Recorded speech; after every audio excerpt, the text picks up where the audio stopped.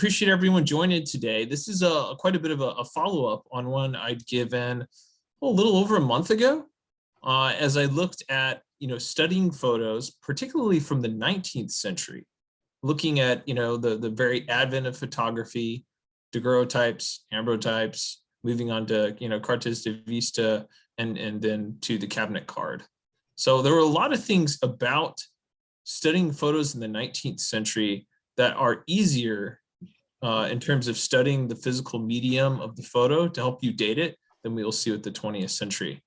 If I was going to compare 19th century to photography to 20th, the 19th feels to me more accurate, more scientific in terms of what you can do to date it. And the 20th century ones are a little bit more artistic. So I show some fun little snapshots of people here from the early 20th century showing, hey, one of the big things is the shutter speed. They're able to not sit and pose anymore. They're able to make strange faces and get those captured in. So this will be a continuation, again, from last time. We're going to be going mostly only up to the end of World War II, slash end of 1949, right as we get to halfway through the century. The reason for that really being is, beyond that, most people are alive. They don't really need as much help dating photography from that time period. That isn't to say that there couldn't be some benefit from that, but it's just not where I chose to focus. I noted how in the past, it was really easy to study external details of the photo. This time, you're going to be using a lot more internal details. So really studying, hey, some of the tone of the photo, a lot of the fashion that's involved in the photo, a few other details, but on the whole, that's going to be what's going to be guiding you. And this is because once you really get to the turn of the century, there's quite an explosion of formats. So, up until this point, you have a lot of standardized photo sizes that shift over particular times. Here, after this point, really, they come in any size. They come in multiple formats. Some are, as you see here in the bottom right, some are, diagonal or diamond-like. Others are circular. There's just, it's not just a mat that goes over it. They've changed so many things. So you can't just, follow this easy trajectory in the development of photography anymore. And that makes our jobs harder as we try to go and understand our photos. The other thing that really, of course, picks up once you get to the 20th century is personal photography, right? Yeah, there were a few, you might call, say, amateur professionals, but on the whole, it was studio photography that drove the 19th century. And once you come here, Eastman Kodak, we're really starting to get a lot of personal snapshots that are entering into the market. Now, to guide you in your photography studying, I recommend a worksheet. I had this last time when it came to 19th century photography, and that really hasn't changed here too. So you're still going to use a similar thing to guide you. You just may be capturing, slightly different details. Like, for instance, now you might notice the finish of the photo. You go to old photos, they're almost all matte finish, but once you start getting into the 20th century, you're going to see these glossy prints. And so noting things like that is going to be different. Obviously, there'll also be somewhat writing on the back of photos, which, when something's in a case or on glass or something like that, not as likely to happen, right? So you're just going to be observing different details than you used to before. This is just kind of a show of some of the things that you would study in the photo. I had one of a 19th century lady before. This is now from the, of course, 20th century. It's my great-great-grandmother. So over here, you can observe various things about the photo.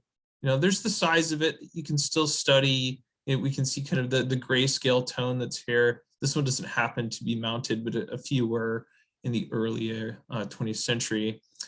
You can see, and not very well in this photo, but it is in there on the bottom.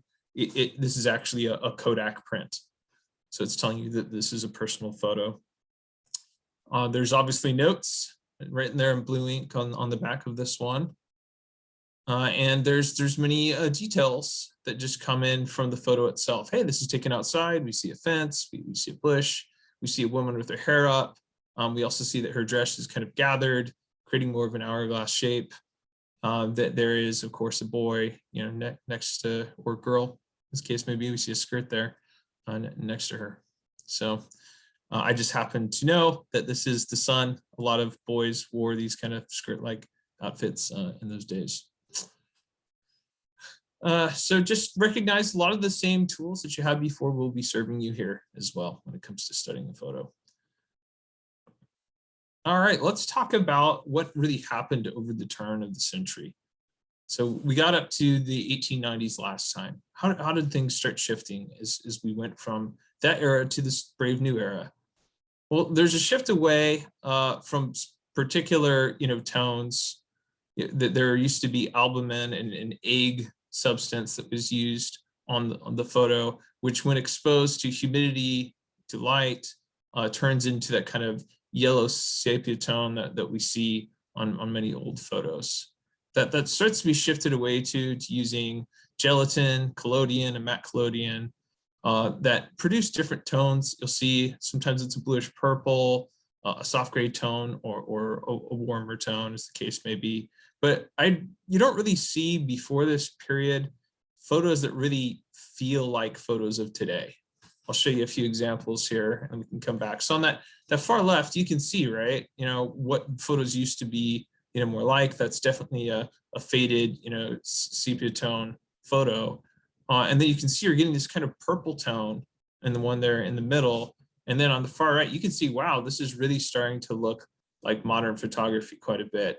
Richer blacks, much, better detail on this woman than we're getting on the woman on the left side, right?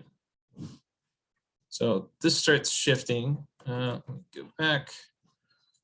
When you look at card mounts, there are some new things that are happening there. For one, there's textures that start appearing within the photos themselves. There's also the uses of folders, overlays, things that like a sheet protector you might have for the photo. That's very 20th century. You don't really see that before that time, maybe right in the late 1890s. But on the whole, these are telltale, indicators that you're now moving into the 20th century. I've already mentioned the explosion of sizes that you start seeing where, hey, it's oversized photos, different kinds of photos than before. I wanted to call out some of these textures that you can see here in, the mounting itself. So the lady had before on the left, you can see there's this kind of, darker, grayish tone to the mat itself, but it's also got this border around it. And there's kind of grain to the texture of the mat. The same thing on this one in the middle of this gentleman. You can see there's a kind of a cross hatch that's going on all the way, down that mat. And then a kind of dimensional overlay of an oval on this gentleman on the far right. So you're going to be able to use some of these mount characteristics to help you date the photo to an extent. So when you get that granite-like surface, like I'm showing on those two left photos, that's going to show, hey, if it's dark, if it's earthy, it's really from around this time period. And then if you get things that are linen-like, which is, kind of what we had over in this middle gentleman's one, that's also helping you date this period. The Montello mounts, these are mounts that people would buy.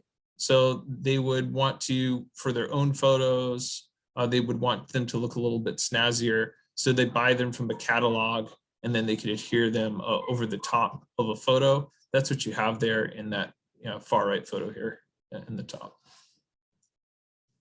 Any questions on this so far? Okay, so let's move on and talking about fashion here. You may recognize that these girls here, these Gibson girls. My great grandmother was very enchanted with Gibson girls and would sketch them out all the time as she began becoming an artist herself. But you can see they have a very distinctive look. Their hair is up. They have this more hourglass, look about them. The corsets kind of came back in. You have these very kind of pencil thin waists about them. And that was very, popular with the period. So these aren't drawings now, right? These are photos. Notice the high neckline that we see in many of these photos, which is also telling of the period. And then very large hair, which is still put up or put in with, a bow.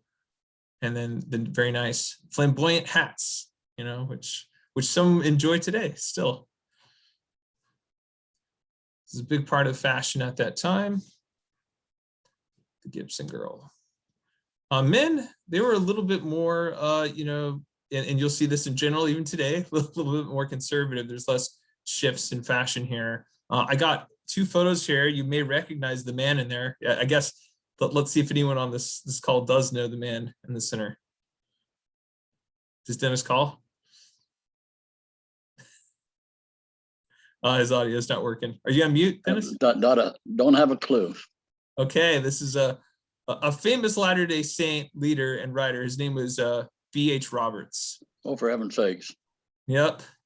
So B.H. Roberts, you can see a little bit younger on the left there. He's more of a handlebar mustache. It's more, grown out. Well, once you get to this time period, the desire was to have a more cut back, kind of trim facial hair, which is what you see on him to the right. So that's B.H. Roberts. Then we also have Du Bois over here on the far right. And he also has a telltale kind of fashion sign of this area, which is, a kind of higher clerical like collar, and then it's got the wings that kind of point out and down more, diagonally, which you can see there. So those show you some of the key fashion trends of that time for men.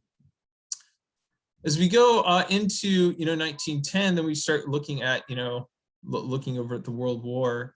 I'm curious, or the Great War is known at the time.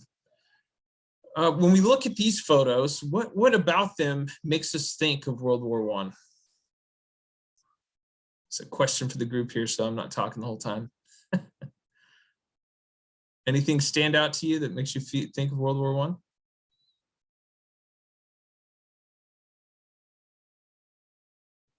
I'll take that as a no. So there's a few things that stand out very highly to make you think of this time period. One are the helmets and the hats. That there's that doughboy, as they called it, helmet that you saw in this photo here on the right, which is very, it's part of the standard sort of issue that was there in the Great War. You've also got the standard issue rifles.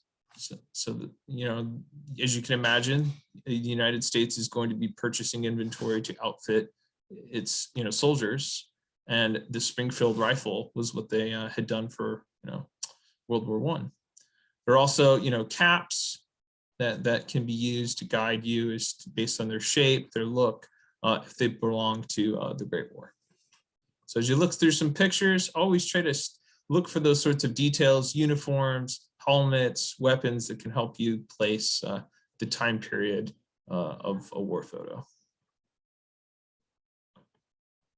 Anyone in here have ancestors that fought in the Great War?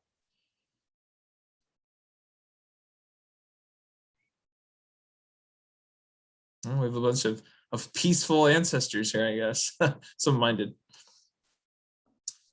Okay, other things to note about 1910 to 1919 as we move that into that next subsequent decade. The tones of the photos start changing a little bit. We still have the kind of richer grays, purples, and so ons of the gelatin and collodion, but there's also a copper tone print that becomes fairly popular in this time period. It does move a little bit into the 20s too, but very emblematic of this era. We also note that paper prints no longer require the mounts that they used to. So in the past, the paper would just curl up. You needed to adhere that paper print to a mount to keep it, in functional order. That's no longer the case.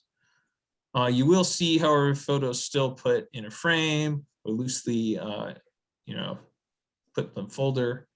So they'll still have, perhaps some protection, but it's not, matted like before, adhered to one. You'll see the advent of studio photography having folders, these folders that may help it sit up or just kind of cover it and keep it safe. There's definitely an increase in the number of family snapshots. And this is really the heyday, and it continues beyond this decade of photographic postcards. So using those photos to send things in the mail to friends, loved ones. It's like Christmas cards of today, right? People do them and ship them out. I've got this note here of the very famous ads that we would see around this time period, where we had Kodak really trying to convince everyone that, hey, every one of you can be a photographer. Every member a missionary. Wait, every person a photographer. Right? And they said, hey, let's try to sell these, pocket folding machines. People can use. They can take shots outdoors. They can just take little photos at a family outing, do whatever they like to, be able to take, photos. There are some popular prints from around this time, depending on the film format. And so those film formats dictated, particular, dimensions. So as you study some of your old photos and you look at their dimensions, some of them may align with these film formats used in this time period. Now, when we look at fashion, there's definitely a big change that's beginning here. When we look at, the Gibson girls, they're corseted. There's this very, hourglass-like figure that was being pushed there. And there's a lot of softening up of that here, where there's much more of a kind of straight line look that's developing. That's going to continue into the 1920s, really starts shifting, dramatically in this time period. Necklines aren't high necklines either, I noticed. You're right. You can see in some of those ads down here on the left, they're still somewhat present, but yes, they are giving away some. The hair isn't as large as before either. Yeah, it's still, there's still some length and some volume, but not to the extent of the more extravagant Gibson girls. I have a question. Yep. Okay, so I have a picture of my great grandfather, which I love, but I'm wondering if it was taken by like one of these brownies, or if it was taken by like a professional photographer, but it is one of those postcards. So if it was a postcard and I think it was around somewhere 1906, I think it was before my grandfather was born in 1907, but it could have been around there, like even up to 1910. What would the postcard mean? It was professional? I could see it going a couple different ways, right? When it's a personal photo, there's often, some printing that's involved with the company that did the printing. They'll like put an emblem on it or something in a border that helps you, identify that. I would love for you to send me a copy of the photo, and I can research particularly into postcard photography. Okay. I have a chapter of that in one of my books, actually. I didn't cover it in this lesson today, but I'd be happy to look into that for you. Oh, okay. I'll dig it up. I think I know where it's at, and then get that to you. I know Jim Hauser, that's how come I'm on here, but I'm not a part of the stake. So fine. I'll get it to him. He can get it to you probably. Yeah. What's kind of neat, and this is, I'll just show you quickly from this book. It shows certain things like as to where the stamps were placed, and where those stamps were placed and the symbols on them will actually sometimes tell you if Kodak went to make these personal ones. So we could look at some of the physical elements of that postcard print and to ideally guide us. So cool stuff. Thank you. Yep. So definitely shift in women's fashion during this time period. They're still elegant, they still conform to the woman's shape somewhat. I don't want to, overemphasize, we're not flappers yet. Okay, into men's fashions here. There's definitely some shifts here. What we'll see is less on the pointy collars to somewhat on the rounded, like on the gentleman on the right here. There's a shift to more slimly tailored suits. single-breasted versus double, often without vests, although you can tell the person on the right definitely has a vest. There's definitely hats that are used of many different varieties. You can see all 4 of the hats in these different pictures are different from one another. Okay, that's mostly up until 1920. Once we get to 1920, personal photography has really caught fire. Now's the time where people are going to be using their brownies, their other cameras, and taking rolls of film and then delivering those to an agent, maybe at a drugstore, right? And that person at the drugstore is the Kodak agent. He's going to send it off to a processing center. It'll get shipped back to him. He'll contact those people and then provide the photos back to them. Photo booths, the prehistoric selfies also started in this time period. So, before, instead of having to wait on another person to go take your photo, you could hop into, a photo booth at a fair or somewhere else and, take a bunch of very small photos of yourself and other people. So I think that's fun. The technology for photo booths remains very much the same for decades. So you know that they didn't really come sooner than this, but you can't tell just from that it came from a photo booth really where after it may have come. When you're using and studying personal photography, there's a few things that you try to guide you. Of course, there's some fashion that you can use. You can look at those younger kids, and if you can identify one of the younger kids, it's much easier to try to guess a kid's age than it is an adult's. Last time I went through and spoke through different technologies that you could use to identify a photo. Maybe there's a car that's in the photo. Maybe there's a sewing machine or something else that ties it to a time period. Now that doesn't tell you it happened right then, but it tells you the photo couldn't have happened any sooner than that technology that you discover in the photo. Okay, now although there's market segmentation going on, where everyday photos are being taken by people now with Kodak, there isn't the disappearance of the studio photo, right? Studio photos now just become more narrow in their focus. So, hey, they're used for school graduations, they're used for weddings, they're used for, other, baby birth, that they're after, a young child, that there's still place for the studio, just like there is today. And so you just see that kind of parting of what functions the studio provides versus it provided before. Oh, and I did not show here, there is the stand-up studio folder, kind of it's built into the folder itself. That didn't really happen before this time period, where it's designed like that. You can see it's almost like a picture frame as to how it locks in together. Okay, so things to note about snapshot photos from this time period. There are some borders seen in the 20s, but not that commonly. That's really more the heyday of the 1930s and into the 40s. You'll see the use of autographic cameras. Do people know what an autographic camera is? Anyone seen one? Okay, getting a head shake here. So you may have some photos that you've noticed where there's like text over the photo itself in like white, it looks like. I have a few like this. And what it is, and I thought this was fun as I was studying it, Kodak actually developed a kind of camera where you expose a portion of the photo itself from the camera, and you would write on that edge of the photo prior to it being developed. So whenever you actually printed the photo, the text would then come already developed kind of on the photo itself.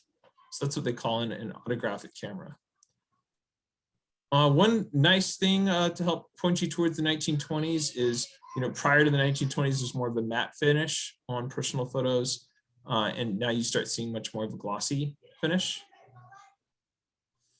All right, tons of different photo sizes. As you can see here in this table, you're going to need to look at your size of your personal photo to try to determine what format it may have been in, and it applied to various camera models. Some are autographic, some are brownies, and other models too, postcard cameras. I show a fun infographic for those people interested in studying the history of film rolls and where they first became popular, the film format. So won't run into that. That's more of a geeky thing. And then move on to the fashion that we start seeing in the 1920s. So hey, now is the time of the flapper, right? There's a lot more of that very straight down dress. The hair that used to be bigger shrunk a little bit, like in the past decade, and now at least for not everyone, but for some, especially the younger, the bob is now in full effect, right? People are cutting their hair. They're sick of the pandemic that reached them the decade before, which we can probably commiserate with to an extent, that being the Spanish flu and World War I. And so that they're ready to have a good time and push, societal boundaries and norms. And so they've gone and done this, and the bob and the flapper look is part of that. There's another hat style that comes very popular during this time period that isn't seen much once you get to 1930s. So it's a pretty telltale sign of this era, and that's the bell or Foch hat. So worn again more by the younger generation. You'll see still like larger hats worn by more mature women. Large strands of pearls, like we see over here in this one in the middle at the top, are also worn frequently during this period. For men, there's a nice smorgasbord of styles that are about here. Sometimes there's the Gatsby look. We got the Prohibition gangster look. That's in the bottom right here. We got Al Capone down there. Pilot's leather jackets are kind of standing out. But chances are, if your family are just taking their photos and they're normal people, most people are just gonna have a nice, neat look. Their hair will be in place with some pomade or tonic or hair oil. They're gonna wear a conservative suit. Lots of hats are acceptable, but the fedora is the most common, at this time, most preferred. And clean shaven is now making its way. So before we saw lots of mustaches, not that you won't still see them. You can see that in that photo on that guy in the top right, there is a mustache, but it's just clean shaven is becoming more the norm. Okay, let's move into the next decade here. Guess what? It's a depression. People had their fun. They did, but they also, now they don't have a lot of money. And now that they don't have a lot of money, there's not as many photos taken. And you can kind of understand that. If you can't afford to feed your family, wouldn't the photos seem a little excessive, So with that, we have a real slowdown in photography during this time period. That doesn't mean there aren't occasions where photography still makes sense. Graduations are an example of that. There's a lot of graduation photos in this time period, and people still want to remember certain, milestones in their lives, and graduations are one of those. We'll start seeing Art Deco designs in photos like you see there in the top right, on the scrolls, like in the bottom right one. There's little elements that we'll see in mounts and folders. One cool thing that's introduced in this time period is the Kodachrome color slide film. What's really neat about these film slides, which I'm sure some of you have seen, is not only are they color ready for the first time, but they held the color incredibly well and still do. So they're really one of the best windows into this time period in any medium that we have. We'll also see some borders printed on photos, which I think I'll have some examples of later in this presentation. All right, let's shift over to some fashion examples. What do you guys see in the photo on the right? Why do I have a man there holding some sacks of something? What is he doing? Those are flour sacks, and it was the Depression, and so people use those flour sacks to make clothes for their children. That's correct. So it's kind of neat. They initially it was just plain flour sacks that people would make clothing from, and the manufacturers caught on that this was being done, So as a result, they started putting designs on the flour sacks themselves as they sent them out. It could take quite some time to build a dress from, flour sacks. One wouldn't necessarily be sufficient.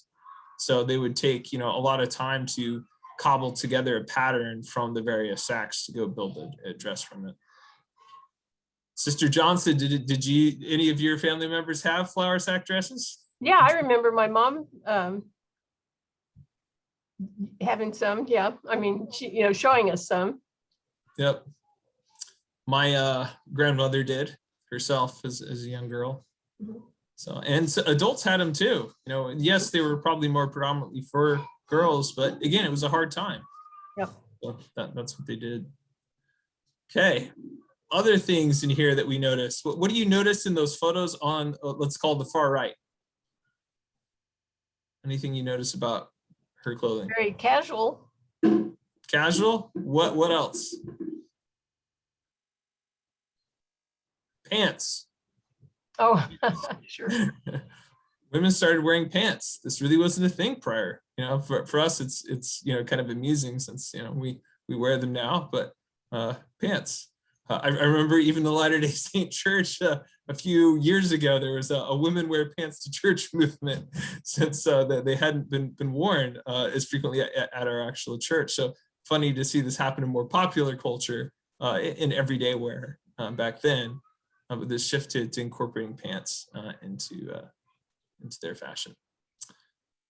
In the top right, what do we have going on? Is this an alien probe? What is this in the top center? What's happening to her hair? Permanent. That's right. Hair perms. Yeah, so lots of perms started happening. The bob remains in this time period, but people don't have the money to cut it and make it nice all the time. So it starts like starting as a bob, this just starts coming out and it has waves in it, and they'll perm it during this time period. All right, men. This is where, we start seeing, there's not a lot that stands out to me. You'll see the nice kept hair, it's slicked back, they're using hair oils, they got a nice suit, but there's a lot of variety to those suits. The only thing I thought was emblematic and fascinating in the area was the wide tie. I've gone over to a Goodwill or a Desert Industries or what have you, and every once in a while you'll find these really wide ties and you're like, whoa, what was that? Well, that was a big thing during this time period. And not only were they wide, they would tie them in kind of much shorter on the shirt laying down than they would today. It kind of looks cartoonish even that they would do this, but you can see on that gentleman on the right side there, he is very pleased with his wide tie. So, is there definitely still hats being worn during this time that they haven't fallen out of vogue like for men today. Clean shaven face still, except for the the occasional thin pencil mustache. All right, let's move into the 40s. So the 40s, the first thing you're going to notice here is the advent of color photography. That doesn't mean that they were commonly done. These are very rare photos that you see here in the top right. That is, around Southern California, where this is taken. These are the, photo enthusiasts who are willing to really throw down the money to do color photos. In the bottom right, that's over from New York. But you'll just see that most people didn't have the funds to go and go use color photography. So you'll see a lot of black and white still from this period. The edges of photos and borders start changing. You'll see some kind of cut out raggedy edge photos during this time period. You can use a lot of elements within the photos though to date them, as I kind of called earlier on, but you can see in these photos, hey, you can use cars, you can use them to remember about these buildings, the street, heck, even that trolley car there to help date the photo for you. Also during this time period is World War II. When I was with my grandpa, Polito, he had about 3 or 4 huge thick albums of World War II photos. He served in the Air Force. He was in the Hellcats. Love the fun names they had back then. And in the Hellcats, they would have, their kill counts of the ships they'd shot down. He was a mechanic out there, and he just had so many photos. He's not with me anymore, but I did get the chance to review a lot of those photos with him and with my father. And I just encourage you right now, do your best with these World War II photos to really try to identify and document them before the people that have that knowledge are gone. Okay, change in fashion in this time period. Fashion is broadening in nature, right? That there is less things that people are conforming to into it, but there are still some trends. One of the most common trends you'll see here is with women with their dresses, the belted waistline. That's really popular during this time period. And that the skirt, you'll notice the dress is ending at that kind of mid-calf length. Also is Rosie the Riveter, right? So we've got Veronica Lake, a famous actress, down there on the bottom left, showing, the dangers of working in the machine shops and elsewhere, where long hair could prove problematic. And so it's better to have some shorter, but more stylized, there's some perming and so on being done to the short hair than just say may have been done in the past with the bob. And so you can see in the bottom right that more efficient hair for a working woman. So if you look at the hairstyles of the photos in there, in a photo, it may be able to help you think of, hey, is this a woman who's adopting the Rosie the Riveter hairstyle? Okay, on to the men here. Not lots of things that stand out. Pants are mostly pleated during this period, they're loose fitting, but they almost always have a cuff. And then there is the zoot suit. I had a lot of fun reading up on zoot suits. I wasn't something I was particularly familiar with, I guess being younger myself. But they really started in the 1930s out in Harlem, in the clubs out there, and then spread throughout the United States and really gained a lot more popularity in the 1940s, particularly with African American and Latino, Hispanic, cultures. That was one of the dumbest fashions ever, in my opinion. Dennis did not own a zoot suit, is what he's telling you. I did not own a zoot suit. That's right. What's fun, I had fun reading about the zoot suits was apparently there were riots in LA in I think it was 1943 over the zoot suit. So the zoot suit was banned in a few different ways. One, the pants in a zoot suit, the baggy pants here were a wool, and in the wartime there was a shortage, so they didn't want them the wool being used for zoot suits. And zoot suit wearers still, wore them. And in LA, there were some tensions with people wearing zoot suits, since they were seen as more like, gang members. They had a term for the Hispanic boys that wore them. They called them pachucos. And in LA, some sailors from the Navy got in a tiff with some Hispanic gangs or just boys out there wearing zoot suits. And one of the sailors ended up getting beaten up. In retaliation, a bunch of US sailors went around the next day and started just violently beating any person with a zoot suit that they could find. And this happened for a few days with many people in zoot suits getting arrested. It ended up, dying down. No one died from the incident, but zoot suits were banned from being worn in LA in this time period, in this little racial scuffle. So interesting history that I had fun researching on. Oh, I note World War I here. This really should say at the top of the header World War II. My apologies. I'll get that corrected. My point in showing these photos like I did before is you can immediately see certain kinds of hats, certain kinds of helmets, certain kind of uniforms that are being worn here as they were in the World War I. There's a shift to the M1 helmet away from the Doughboy, as you can see in that helmet in the bottom right. There's a lot of shifts to the caps. They're a little bit pointier than curved in World War II. Definitely always pay attention to everything you can on a uniform. Where are they in the tour of duty? Where did they serve? What were their campaign? What was their rank? What was their unit? There's so much you can gain from studying a uniform that this session isn't meant to really cover and go through that kind of detail, but suffice it to say there's tons of excellent books that can guide you on really trying to understand uniforms from military. All right, let's do a little bit of practice here. I like the practice because it helps you start honing in on particular photo elements. Not every photo is going to have something perfect and easy to identify with. Like this one, you can tell this is livestock, right?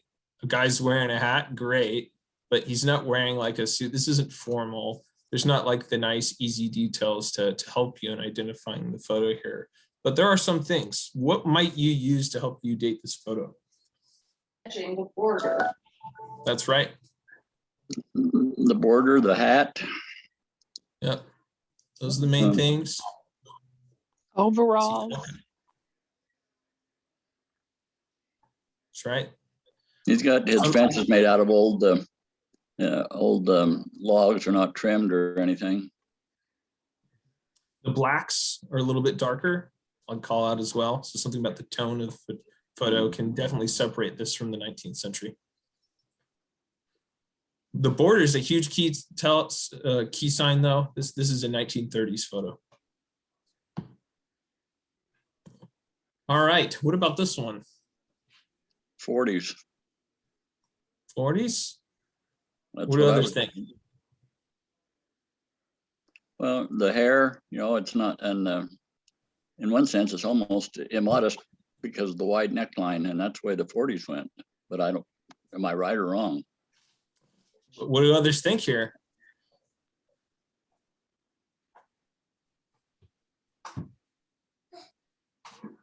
Any other takers?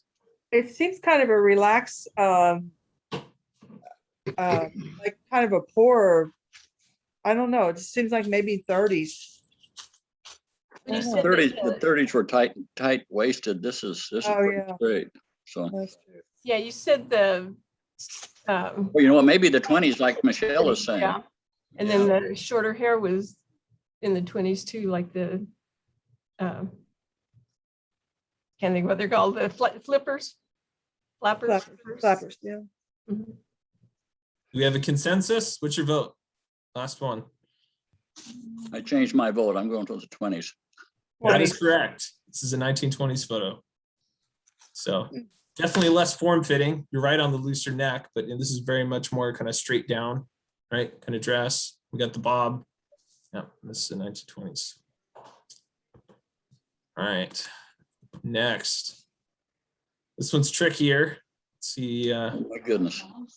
Looks almost like my family. And It's mine. I would put that in the 40s. Oh, Yeah, I was gonna say, Dennis, we've got one that looks just about like that. Yeah, we do. Any other takers? Okay, it has ruffled edges on the border. You've got ragged edges on the border. Yep, that's a very good call out. So what's your vote? I'd say the early 50s. Or I'd say the late 40s, just to be obvious. Yeah, Dennis is right. That's what this is. He always is. That's All right, how about this one? That's a little sister speaking. Yeah. Oh, gosh. Well, look at the picket fence back there. Denise says she thinks it's in the teens. Okay. It's still a high neck and Okay, high neck. What else what about her hair? full skirt, and yeah, her hair's pulled up. the little boy or that the child could be a little boy, so That may be before 1910. I think it's later than that, but Well, apparently Dennis is not always right. Jenny's right here. Oh, 1900. This is like 1906. Yeah. Okay. So this it is looks a like my picture of my grandfather. That's why I thought that.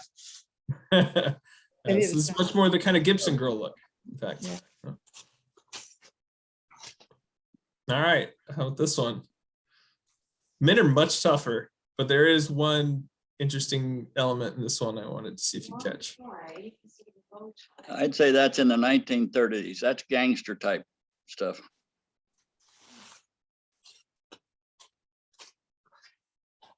Anyone else? Well, he has a long tie instead of a bow tie, but the collar is kind of high too, I think. That was the detail. So based on what I told you, which I don't expect you to remember everything I've mentioned in this presentation, do you recall which era that belonged to? No, but I'll guess 1940s. Okay.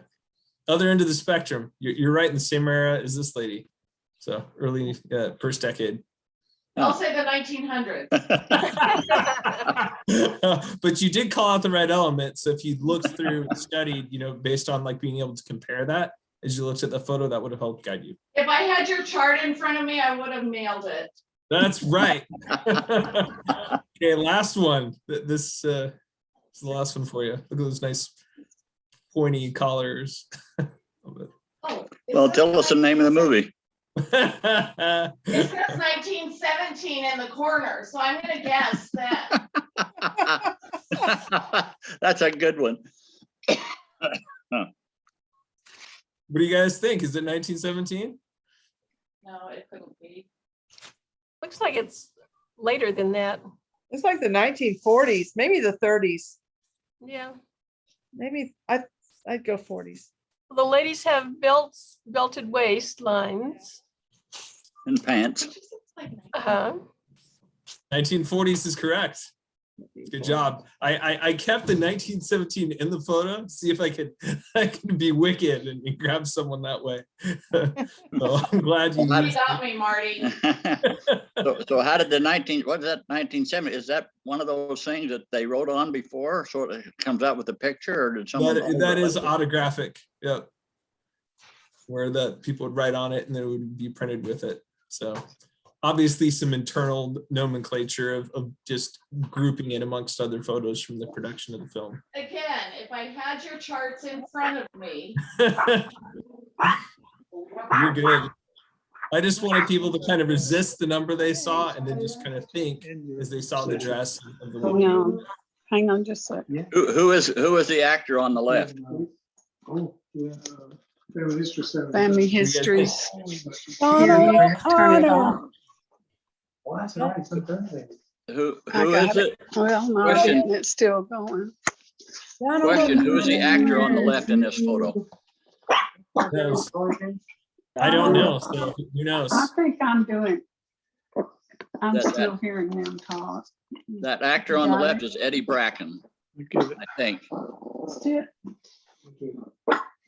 Nice. you want something to drink? All right, I think that's the last of my practices. Yep, it is. So I wanted to give you a little bit of, ways of practicing the skills. But I just wanted you guys to call out, I used a few resources to go through this. One is a book by Gary Clark, his one on 20th century photographs. I enjoyed it quite a bit. It's a good read. This is a follow-up on his book on 19th century photography. So I just consolidated material from it. I also used from Uncovering Your Ancestry Through Photographs from Maureen Taylor. I thought that one was also very nice. So good resources for you as you go and study photos. And then for interpretation, I love Helena Zinkman's paper. When it comes to military uniforms and cars, I highly recommend more specialized books to guide you through those. At least for me, most of these cars were made way, way, way before I was born. So when I see a car in a photo, I'm like, oh, it looks like another old car.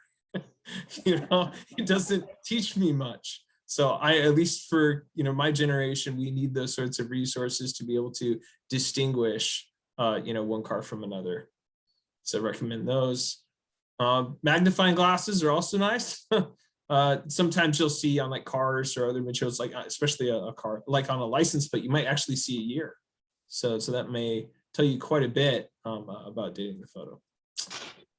That's it though. I think I'm right at time anyway. Yep, one minute too. Any questions about what I covered today here? I know this is more difficult to do again than the 19th century photos. There's less to just kind of use to study the photo and its medium to guide you to a time.